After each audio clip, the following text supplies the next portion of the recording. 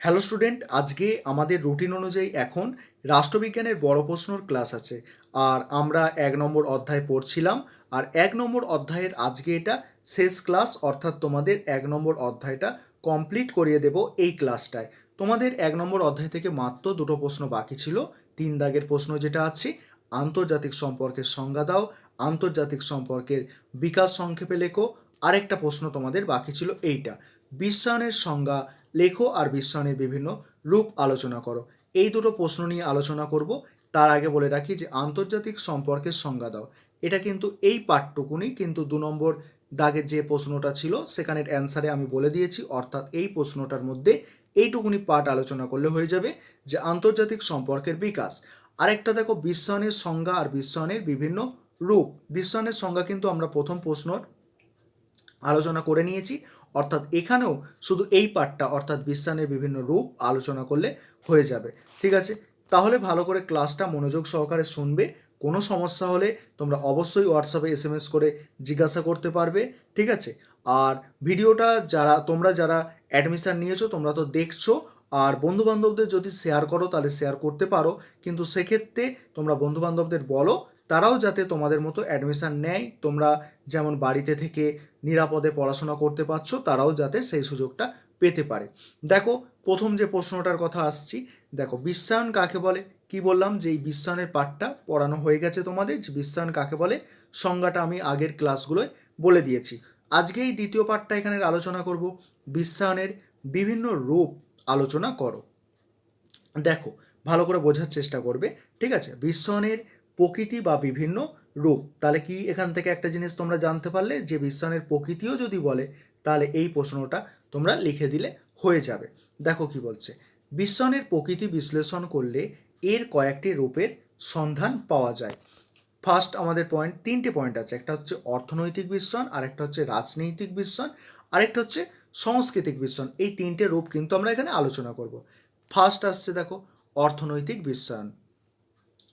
সমগ্র বিশ্বজুড়ে একই রকম অর্থনৈতিক কাঠামো গড়ে তোলার মধ্যে দিয়ে অর্থনৈতিক বিশ্বায়নের আবির্ভাব ঘটেছে। তাহলে কি বললাম, সমগ্র বিশ্বজুড়ে একই রকম অর্থনৈতিক কাঠামো গড়ে তোলার মধ্যে দিয়ে সাংস্কৃতিক বিশ্বায়নের আবির্ভাব ঘটেছে। আর অর্থনৈতিক বিশ্বায়নের ধারণা অনুযায়ী সমস্ত দেশের অর্থনীতি পরস্পরের সঙ্গে সম্পর্কযুক্ত হয়ে, তাহলে কি বলছে এখানে বোঝো, যে অর্থনৈতিক বিশ্বায়নের ধারণা অনুযায়ী সমস্ত দেশের অর্থনীতি পরস্পরের সঙ্গে যুক্ত হয়ে বিশ্বকে একটি অখণ্ড বাজারে পরিণত করেছে। বিশ্বকে কি একটা সমগ্র বিশ্বকে কি একটা বাজারে পরিণত করেছে। ঠিক আছে, 21 শতকে বিশ্ব অর্থনীতির মুখ্য পরিচালক হিসাবে কারা পরিচালক, দেখো 21 শতকে মানে এখন 21 শতকে বিশ্ব অর্থনীতির মুখ্য পরিচালক হিসাবে বহুজাতিক সংস্থা, আন্তর্জাতিক আর্থিক প্রতিষ্ঠান প্রতিষ্ঠিত হয়েছে। তাহলে কি ভালো করে আরেকবার দেখো, এটা 21 শতকে বিশ্ব অর্থনীতির মুখ্য পরিচালক, অর্থাৎ 21 শতকে এরা বিশ্ব অর্থনীতিটাকে পরিচালনা করছে। একটাকে বহুজাতিক সংস্থা, আরেকটা হচ্ছে আন্তর্জাতিক আর্থিক প্রতিষ্ঠান। ঠিক আছে, তারপরে দেখো কি বলছে, উদাহরণ হিসাবে বিশ্ব ব্যাংক, আন্তর্জাতিক অর্থভাণ্ডারের কথা বলা যায়। উন্নয়নশীল ও দারিদ্র দেশগুলির অর্থনৈতিক উন্নয়ন এদের নীতি নির্দেশের ওপর নির্ভরশীল, অর্থাৎ এরা যেরকম নীতি নির্দেশ করবে সেই রকম তার উপরে নির্ভরশীল থাকবে। মানে অনুন্নত আর উন্নয়নশীল দেশগুলি, অর্থাৎ দারিদ্র যেসব দেশ আছে সেই সব দেশ। এইভাবে অর্থনৈতিক বিশ্বায়নের পথ সুদৃঢ় হচ্ছে, অর্থাৎ একটা শক্ত ভিত তৈরি করছে। পরের আমাদের নেক্সট পয়েন্ট আছে দেখো, সাংস্কৃতিক বিশ্বায়ন। সাংস্কৃতিক বিশ্বায়নে কি বলছে দেখো, জাতিরাষ্ট্রের ক্ষমতার সংকোচন, ন্যূনতম রাষ্ট্রের ধারণা। এটা একটু ভালো করে বুঝবে, জাতিরাষ্ট্রের ক্ষমতা সেটা সংকোচন হচ্ছে, যে রাষ্ট্রের একটা সার্বভৌম ক্ষমতা আছে, রাষ্ট্রের মধ্যে তার হুকুমই শেষ কথা, সেই যে ক্ষমতা জাতিরাষ্ট্রের ক্ষমতা সেটা কিন্তু সংকোচন হচ্ছে। ন্যূনতম রাষ্ট্রের ধারণা জনপ্রিয়তা, বলছে ন্যূনতম রাষ্ট্রের ধারণার জনপ্রিয়তা বৃদ্ধি পাচ্ছে। আমলাতান্ত্রিক কাঠামো সংকোচন, শ্রমিক সংগঠনের ব্যাপারে জনগণের অনীহা রাজনৈতিক বিশ্বায়নের বৈশিষ্ট্য।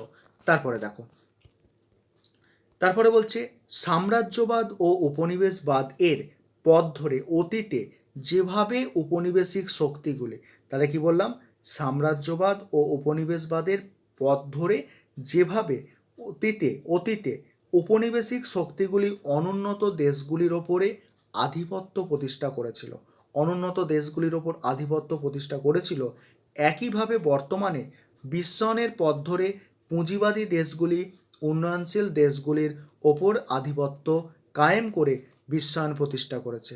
বুঝতে পারছো? তাহলে বিশ্বায়ন প্রতিষ্ঠা করে নিয়েছে তারা কিভাবে, মানে উন্নয়নশীল দেশগুলির, মানে উন্নয়নশীল মানে সবেমাত্র উন্নত হতে যাচ্ছে সেরকম দেশগুলির ওপর মানে কি করেছে, সেইগুলো দেশগুলোর ওপর আধিপত্য কায়েম করে নিয়েছে। ঠিক আছে, পরের পয়েন্ট, অর্থাৎ আমাদের এই প্রশ্নটার শেষ পয়েন্ট তোমরা বলতে পারো, সাংস্কৃতিক বিশ্বায়ন। এখানে কি বলছে দেখো, বিশ্বায়নের প্রবক্তারা মনে করেন যে সমগ্র বিশ্বে সংস্কৃতির সমরূপতাই হলো, সংস্কৃতির সমরূপতা অর্থাৎ সমগ্র বিশ্বে একই রকম সংস্কৃতি, অর্থাৎ একই রকম পোশাক, একই রকম খাওয়া দাওয়া, একই রকম লাইফস্টাইল, এগুলোকে সংস্কৃতি বলছে। সংস্কৃতির সমরূপতাই হলো সাংস্কৃতিক বিশ্বায়নের মূল কথা। আন্তর্জাতিক গণমাধ্যম সংস্থাগুলি বর্তমানে বিভিন্ন রাষ্ট্রের সংস্কৃতির বলছে, আন্তর্জাতিক গণমাধ্যম সংস্থাগুলি বর্তমানে বিভিন্ন রাষ্ট্রের সাংস্কৃতিক প্রবাহকে জাতিগত ও ভৌগোলিক গণ্ডি ছাড়িয়ে সারা পৃথিবীতে ছড়িয়ে দিতে বদ্ধপরিকর। তারপরে কি বলছে দেখো, আর এই কাজে সহায়ক হয়েছে ইন্টারনেট ব্যবস্থার মতো অত্যাধুনিক গণমাধ্যমগুলি। ইন্টারনেট ব্যবস্থার মাধ্যমে সারা বিশ্বে সে ছড়িয়ে দিচ্ছে তার সংস্কৃতি। ঠিক আছে, এর ফলে অল্প ব্যয়ে পৃথিবীর সব দেশের মানুষ পারস্পরিক সংস্কৃতি সম্পর্কে সচেতন হয়ে উঠছে। এবারে আমাদের লাস্ট আছে উপসংহার। এখানে কি বলছে দেখো, এ কথা ঠিক যে উন্নয়নশীল বা বলছে উন্নত বা উন্নয়নশীল সব দেশে বিশ্বায়ন আজ পরীক্ষার পর্যায়ে রয়েছে। উন্নত আর উন্নয়নশীল এইসব দেশে বিশ্বায়ন আজ কি পরীক্ষার পর্যায়ে রয়েছে, কিন্তু উন্নয়নশীল দেশগুলি এর কুফল, বলছে উন্নয়নশীল দেশগুলিতে এর কুফল দেখা দিতে শুরু করেছে। বিশ্বায়ন আজ ধনী দরিদ্র দেশগুলির মধ্যে শুধু অর্থনৈতিক বৈষম্য বৃদ্ধি করেনি, উন্নয়নশীল দেশগুলির সাংস্কৃতিক ঐতিহ্য ও জীবনধারাকে বিনষ্ট করেছে। ঠিক আছে, এবারে আমরা যে আজকে ক্লাসের পরের প্রশ্ন সেটা পড়ব। আন্তর্জাতিক বললাম না তোমাদের যে আন্তর্জাতিক সম্পর্কের সংজ্ঞা আর সেটার বিকাশ। ঠিক আছে, আর আলাদাভাবে শুধু বিকাশটাও কিন্তু প্রশ্ন হয়ে আসতে পারে। দেখো, এটা একটু ভালো করে বোঝার চেষ্টা করবে। প্রশ্নটা বলে দিচ্ছি আরেকবার, আন্তর্জাতিক সম্পর্কের বিকাশ বর্ণনা করো। কি বলছে দেখো, বর্তমানে আন্তর্জাতিক সম্পর্ক একটি গুরুত্বপূর্ণ স্বাস্থ্য হিসাবে স্বীকৃতি পেয়েছে। তাহলে কি বললাম, বর্তমানে আন্তর্জাতিক সম্পর্ক একটি গুরুত্বপূর্ণ স্বাস্থ্য হিসাবে স্বীকৃতি পেয়েছে। সাধারণভাবে আন্তর্জাতিক সম্পর্ক বলতে বোঝায়, সাধারণভাবে আন্তর্জাতিক সম্পর্ক বলতে বোঝায় বিশ্বের বিভিন্ন জাতি ও রাষ্ট্রের মধ্যেকার পারস্পরিক সম্পর্ক। বিশ্বের বিভিন্ন জাতি ও রাষ্ট্রের মধ্যেকার পারস্পরিক সম্পর্ক।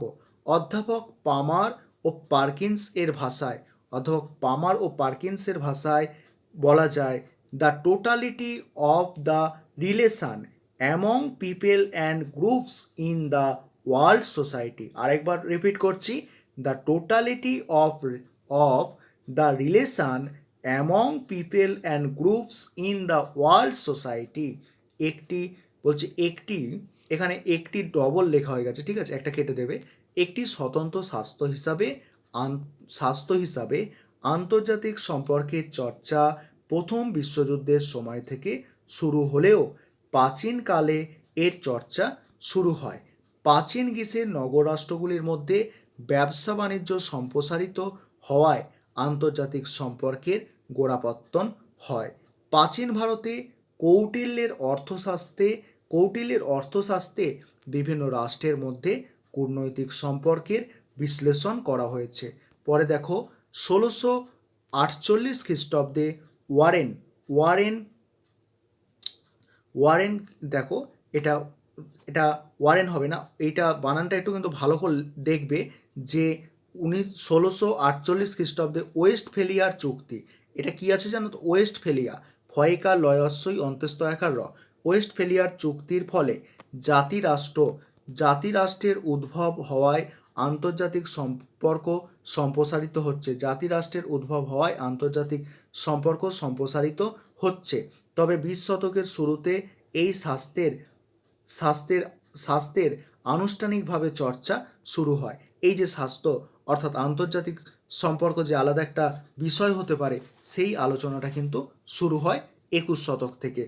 এবারে পয়েন্ট দেখো, প্রথম বিশ্বযুদ্ধের সময়কালে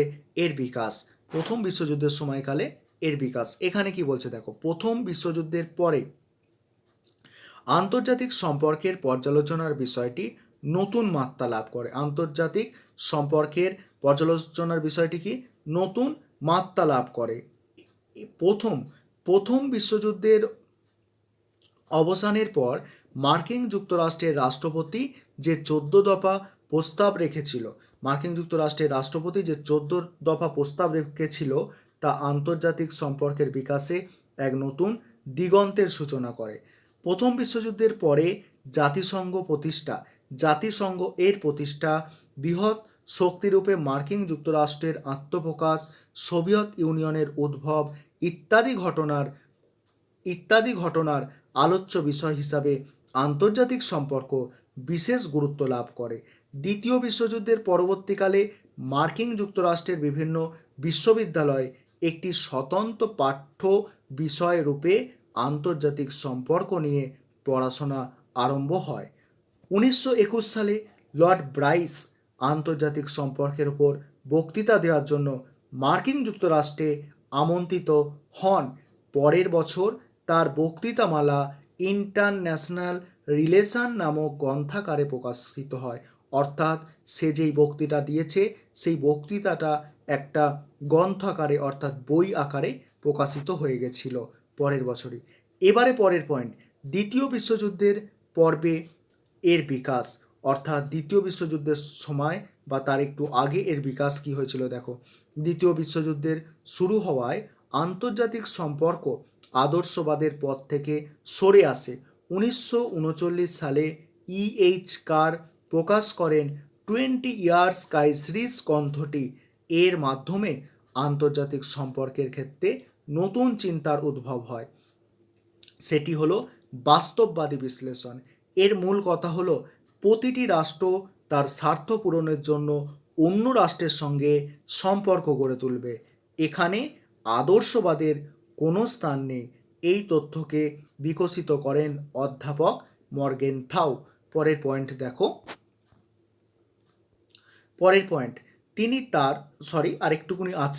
তিনি তার লেখা পলিটিক্স এবং নেশন গ্রন্থে বলেছেন আন্তর্জাতিক ক্ষেত্রে ক্ষমতার লড়াই চলছে। এই লড়াই বন্ধ করতে জন্ম নিল সম্মিলিত জাতিপুঞ্জ। পরের পয়েন্ট অর্থাৎ শেষ পয়েন্ট, এটা শেষ পয়েন্ট, কিন্তু আরেকটা পয়েন্ট আমি এক্সট্রা রেখেছি, এটা একটু তোমাদের দেখে নিতে হবে। দেখো কি আছে এই পয়েন্টটা একটু ভালো করে বুঝে নাও। ঠান্ডা লড়াই ও আন্তর্জাতিক সম্পর্কের বিকাশ। দ্বিতীয় বিশ্বযুদ্ধের পর শুরু হলো কোল্ড ওয়ার বা ঠান্ডা লড়াই।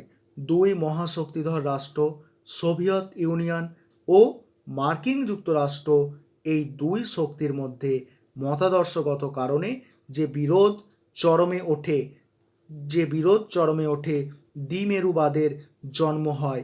কিন্তু যুদ্ধের ভয়ঙ্কর পরিণতির কথা চিন্তা করে তারা শেষ পর্যন্ত সেই পথ থেকে সরে আসে। অর্থনৈতিক উন্নয়নকে সুনিশ্চিত করতে তারা সহযোগিতার ক্ষেত্র তৈরি করে। বহুজাতিক সংস্থাগুলির প্রভাব বৃদ্ধি পায়। শুরু হয় নয়া বাস্তববাদ। এদিকে তৃতীয় বিশ্বের দেশগুলি যুদ্ধের বিরুদ্ধে জেহাদ ঘোষণা করে দুটি শিবির থেকে দূরে থাকতে গড়ে তুলল জোট নিরপেক্ষ আন্দোলন। জওহরলাল নেহরু হলেন এর প্রধান উদ্যোক্তা। আন্তর্জাতিক সম্পর্কের নতুন দিগন্ত উন্মোচিত হলো। এবারে আমাদের শেষ পয়েন্ট, 21 শতকে আন্তর্জাতিক সম্পর্কের বিকাশ। 9 দশকে সোভিয়েত ইউনিয়নের পতনের পর আন্তর্জাতিক সম্পর্কের চরিত্রের পরিবর্তন ঘটে। দ্বিমেরুবাদের অবসান হয়, একমেরুবাদ জন্ম নেয়, মার্কিন যুক্তরাষ্ট্রের প্রাধান্য সূচিত হয়। তাহলে কি দ্বিমেরুবাদের অবসান হলো, এক মেরুবাদ জন্ম হলো, মার্কিন যুক্তরাষ্ট্রের প্রাধান্য প্রতিষ্ঠিত হলো। এবারে আমরা শেষে একটা মূল্যায়ন দেখে নেব ছোট করে। আন্তর্জাতিক সম্পর্কের প্রকৃতি স্থিতিশীল নয়, নতুন নতুন সমস্যার উদ্ভব হচ্ছে। আন্তর্জাতিক সম্পর্কের দিগন্ত প্রসারিত হচ্ছে, পরিবেশ সংরক্ষণ, উষ্ণায়ন, তারপরে সন্ত্রাসবাদ, উত্তর দক্ষিণের মধ্যে বিরোধ, বিশ্বায়ন প্রভৃতি বিষয় আন্তর্জাতিক সম্পর্কের মধ্যে অন্তর্ভুক্ত হচ্ছে। আজ এই ছিল ক্লাসটা। তোমাদের কারোর ডাউট থাকলে অবশ্যই আমাকে কিন্তু SMS করে জানাবে।